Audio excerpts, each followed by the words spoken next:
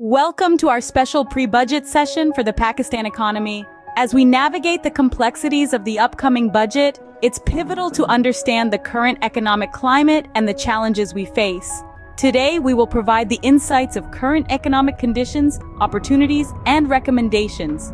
We're set to dissect key issues, discuss potential strategies, and explore the road to economic growth. Firstly, let's address the current state of the Pakistani economy.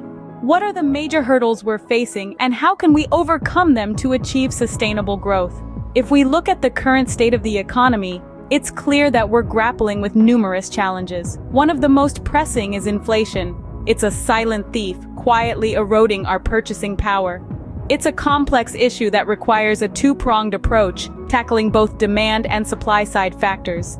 This means not only managing our monetary policy, but also addressing issues like food supply chains, which can have a significant impact on prices. Moving on, let's talk about unemployment. This issue is especially pronounced among our youth, an untapped reservoir of potential that we're failing to fully utilize. We can't afford to ignore this. We need targeted interventions, focused on creating employment opportunities and enhancing the skills of our workforce. This could involve everything from vocational training programs to initiatives that foster entrepreneurship. Now it's no secret that these pose significant risks to our economic stability. The solution here lies in prudent fiscal policies and exploring new avenues for revenue generation. It's a delicate balancing act, ensuring we meet our current needs without jeopardizing our future. This involves careful budgeting, reducing our reliance on borrowing, and reforming our tax system to ensure it's efficient, fair, and capable of supporting our national expenditures. And let's not forget about our strategies need to be forward-thinking, taking into account not only our present challenges, but also laying the groundwork for a prosperous future. This means investing in sectors that promise long-term returns, such as education, technology, and renewable energy. In conclusion, while we do face, it's important to remember that each problem also presents an opportunity for improvement. By addressing these issues head-on, we can set the stage for a more resilient and prosperous economy.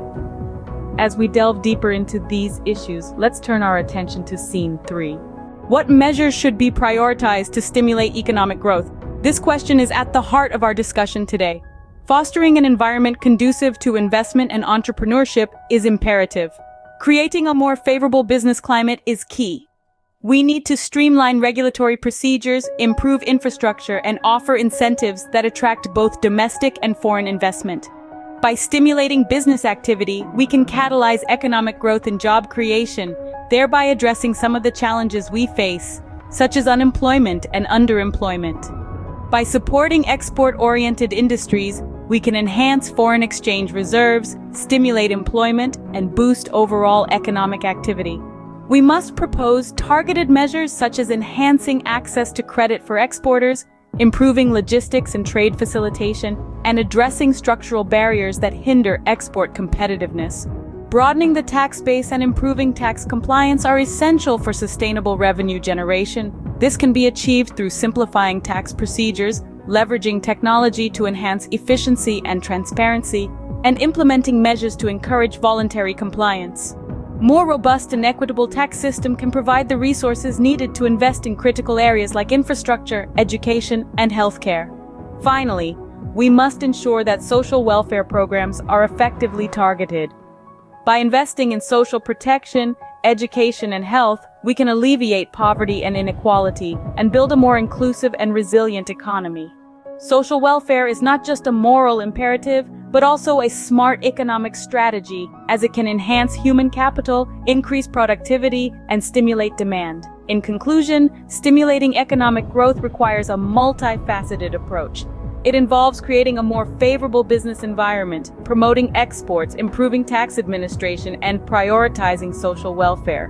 These measures are not just crucial for the upcoming budget, but should be at the heart of our broader economic strategy.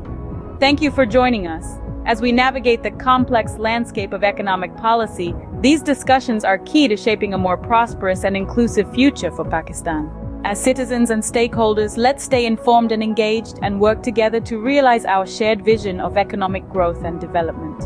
As we eagerly await the budget announcement, let's remain vigilant and engaged in shaping the economic future of Pakistan. Today's discussion has highlighted the key issues our economy is grappling with, from inflation and unemployment to fiscal deficits and external debt. We iterated about the measures that should be prioritized in the upcoming budget, fostering investment, promoting exports, enhancing tax administration, and prioritizing social welfare. These insights serve as a testament to the complexities of managing an economy and the task that lies ahead for our policymakers. Crafting a budget that addresses these diverse challenges will help the economy to grow. It requires a delicate balance of promoting growth, ensuring fiscal stability, and protecting the most vulnerable segments of our society. Yet, as we've discussed today, it is not an insurmountable task. With careful planning, strategic decision-making, and the collective efforts of policymakers, economists, and citizens alike, we can pave the way for a more prosperous Pakistan. I'd like to express my heartfelt gratitude to the volunteers who are up for sharing their expertise and recommendations. Your perspectives will not only enrich our discussion, but also provide valuable food for thought. I am certain that your insights will contribute to shaping the discourse around our economy and the upcoming budget. Your engagement in this discussion is equally important. Economic decisions affect us all, and it is crucial that we stay informed, ask questions, and hold our policymakers accountable. I encourage you to continue this conversation in your circles, be it at home, in your workplaces, or on social media. As we conclude this pre-budget session, let's remember that the journey to economic prosperity is a shared one. It requires the efforts of all stakeholders, from government officials and business leaders to everyday citizens. Let's continue to engage, question, and contribute to this journey in our own ways. Thank you for joining us today. Your interest and participation in these discussions is what makes them meaningful. I look forward to continuing these conversations and delving into more economic issues in our future sessions. And so, as we anticipate the budget announcement and what it holds for our economy, let's keep the spirit of this discussion alive. Let's continue to be vigilant, proactive, and engaged in shaping our economic future. Until next time, Allah Hafiz.